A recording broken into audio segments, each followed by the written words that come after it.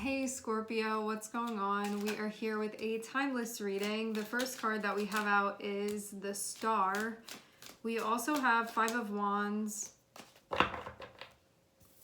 Knight of Wands, Seven of Swords.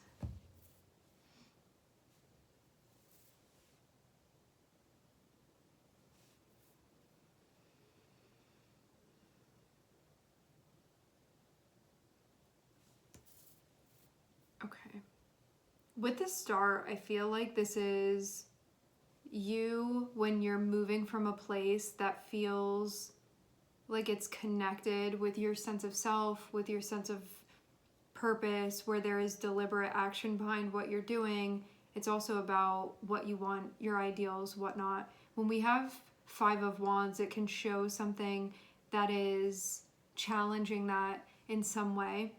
And then we also have Knight of Wands and we have Seven of Swords, which feels to me like the difference between doing something from a place that's conscientious versus falling back into something out of impulsivity and then later being like, well, if I would have sat with that, or if I would have thought that through, I may not have done that, or I just did that real quick, and then it can sort of get you off track. So this feels like a need for mindfulness and sort of sitting with this or sitting still rather than acting.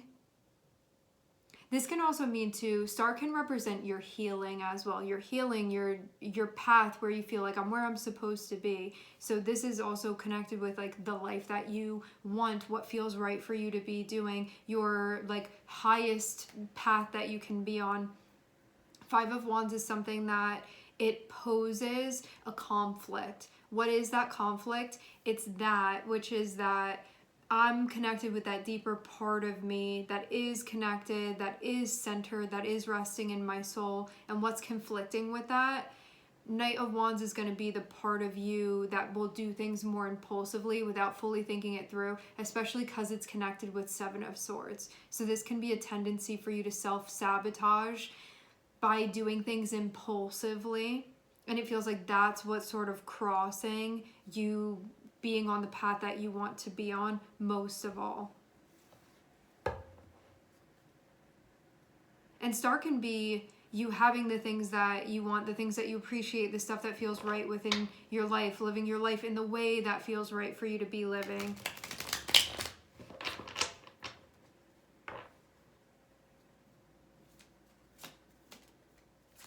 And so there can be something that sort of feels tempting within the environment or a scenario even where you can fall back on some way of doing things that doesn't really get you what you want ultimately, but it can feel like maybe temporary relief at times.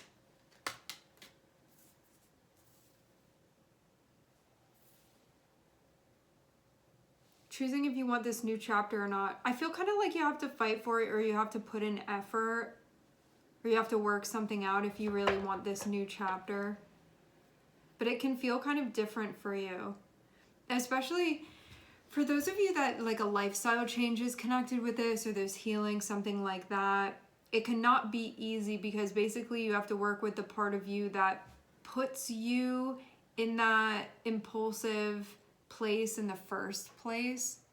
So you have to work with whatever that is and wherever that's coming from. But it can be something that's maybe not fully being seen.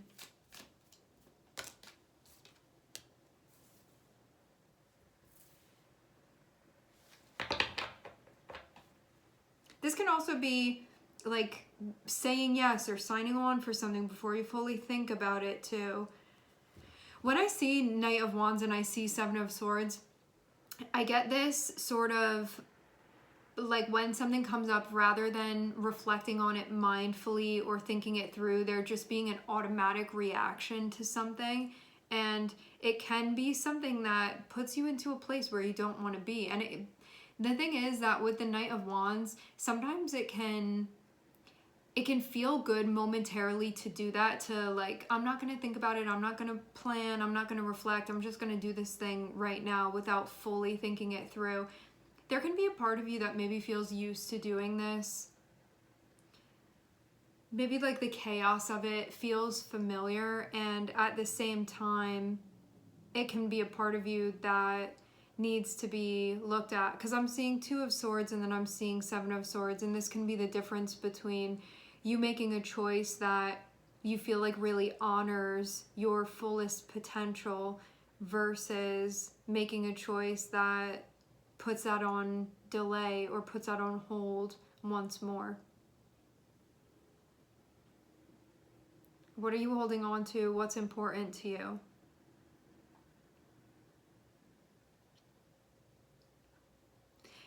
I feel like the biggest challenge here is you may have a normal mode of operation, a normal way of doing things, and if you want things to be different, you're going to have to open up to these new ways of doing things, but there can be a part of you that maybe compartmentalizes and pushes things under at times, and then not wanting to let go of that part of your shadow. Your shadow may also do things to try to like manipulate and control. Seven of Swords, Four of Pentacles. This is kind of like our own sneaky little ways of trying to remain in control, even if we're not being really out and obvious with it, and needing to see that, because this can be about like, I need to call this out within myself. I need to recognize that within myself. I need to be willing to look at where I let my shadow come up and just start doing things, and then I'm stuck dealing with the consequences of it just because I don't want to look at it. Because that Two of Swords, you see how the person's eyes are covered here with the Two of Swords, kind of like not wanting to look.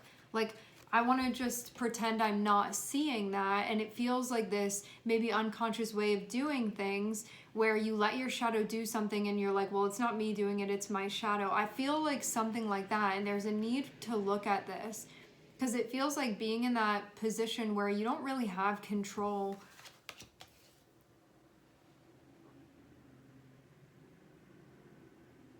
And it can be you going about reinforcing beliefs that you have, you going about enforcing control, but it can be in a way that is not out there. It can be in some more subliminal type of way, yet you're still doing it and needing to see that.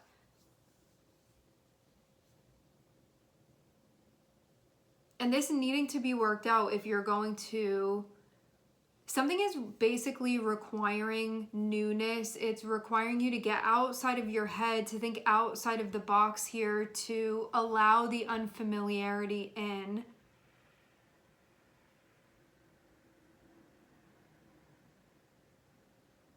This can also be something that happens where there's not a full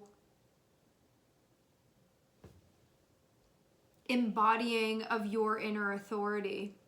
And there can be something else that you're like, well, I'm just following that then. And there can be sort of a pushing off of your own authority. But it's going to be something that doesn't feel right.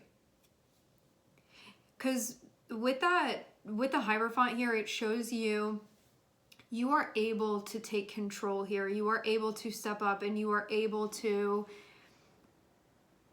be representative of an authority figure given this situation.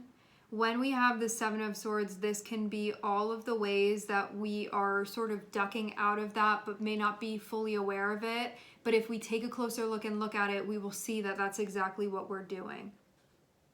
And it can have to do too with things that your shadow's doing that actually goes against what you believe in the most pure sense. So it can be things that, it's like a way that we can sort of psychologically be okay with something is if we don't take the closer look at it. Because if we do take a closer look at it, we'll see, oh, that's not really sitting well with me. That's not really sitting right with me. And then we're going to have to sort of call ourselves out. But there can be this avoidance where it's like, if I'm not admitting to myself that I'm doing that, or if I'm doing this in secret and private, and I'm pretending like it doesn't count if nobody else sees, then I'm not really doing that thing where it's like, you know that if you check that with logic, you would be like, okay, I'm just lying to myself here or whatever.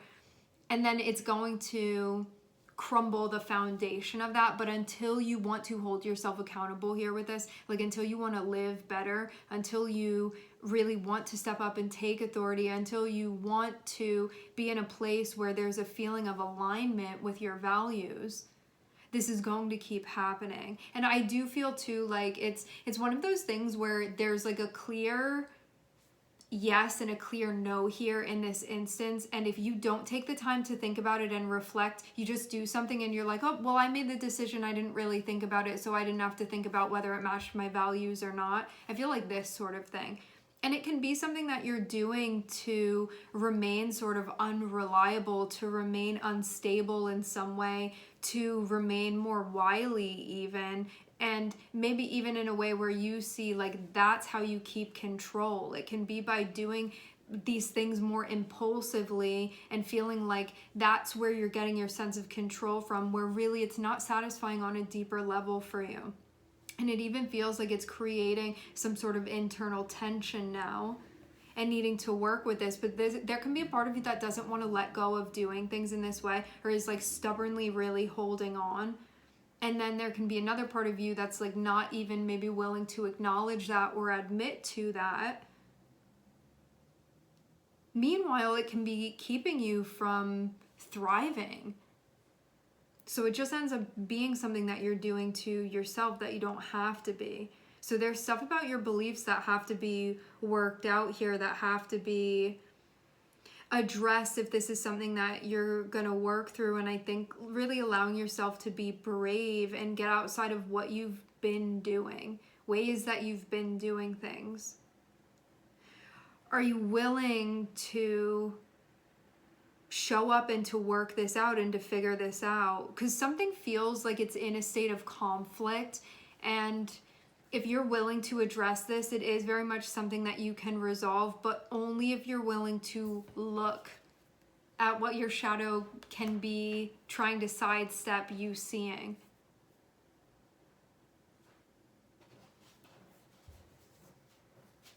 And that's going to allow things to stabilize, I think, more so in a way that you want. I think too that at the end of the day, this is requiring bravery and some audacity from you to do this and for you to work with this energy. And it can be one that's difficult to wrangle in.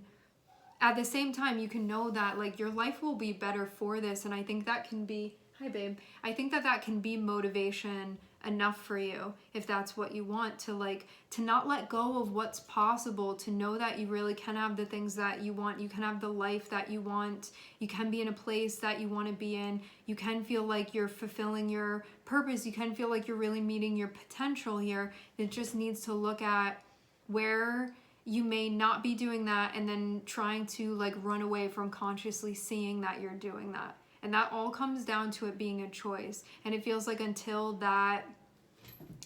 you're seeing that, which it's more like until you're willing to see it, because it's not like you don't already know you do, but until you're willing to look at it and see where you're letting things slide, where maybe you feel on a deeper level it's not acceptable.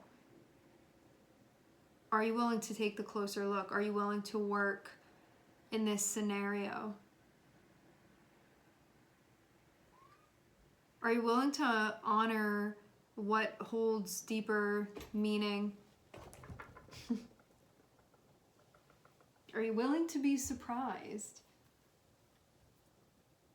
I think with Seven of Swords and with Four of Pentacles, these can be like old shadow ways that can be difficult to release, like wanting to hold on to it. Like, I've always been doing things this way. It's like that. It's when you have bad habits and it can be painful to release them because it's doing something. It is doing something, and there is a sense of, there is like a feeling that we're looking for that comes with that. And so that part of you that's like, it's better if we just keep doing it like this, like that's a very ignorant part of us, and all of us can experience that. All of us can relate to that. When our shadow, those habits that we know, like, I don't think this is the best thing for me, but the shadow being like, no, like, don't make a big deal of it. Let's just keep doing it. It feels good, doesn't it? You know, something like that. And it keeps you from recognizing you could feel even better if this is something that you were willing to take a closer look at. If this is something that you're willing to adjust. If this is something that you're willing to sort of bring the light and put it under the microscope a bit here. But until you're willing to do that, it feels like this situation is what it is. But it really can be keeping you from where you want to be if you were to do that, if you were unwilling to change.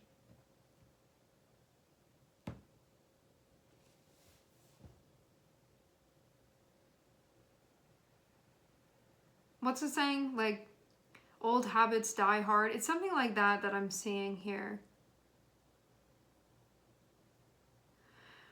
Another way too that this energy can be empowered is if you're like, this, whatever this is, it has like more of a sense of authority over me than I have. And if you can shift that around, it's going to constitute necessary change here. Because this can be a way, again, where you have, the Hierophant is here, so it shows you having core values, okay? Something is going on that's conflicting with these core values that you have. But it's feeling the conflict, but then not seeing it. So it's like, I don't know what's going on here. I don't know why I'm feeling like this, but I know something isn't feeling right to me. And I know that I'm being offered an opportunity for a new way.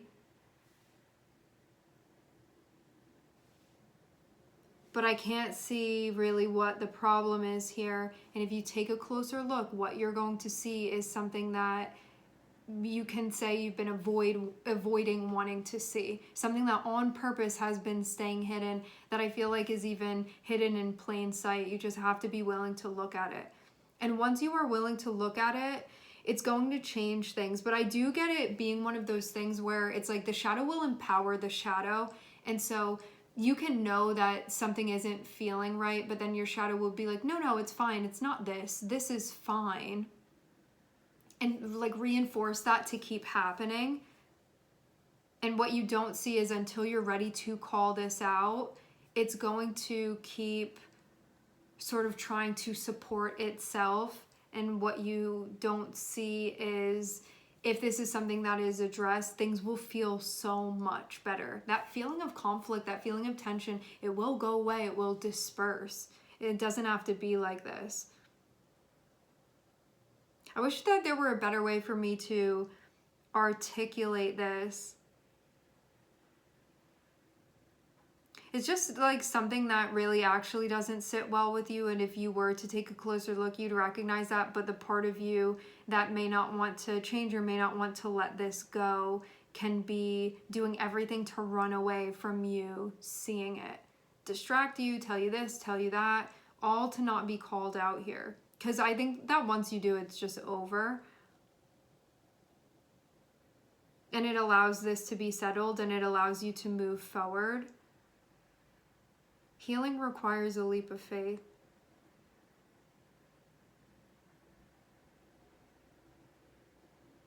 Stepping more into your potential, it requires a change. And I think really a change in thinking more than anything. To see higher than this. And to see how powerful you really are. What you're really capable of. That this is something that you're capable of addressing and figuring out and coming out on top of. And you can believe that. And there can be a very disempowered part of you that's like, you try to address this, it's not going to work. And that's just more of the shadow feeding itself, being like, don't address it, it won't work anyway, when that's not actually the truth. If you feel a problem, if you feel that tension, you also have the power to resolve it.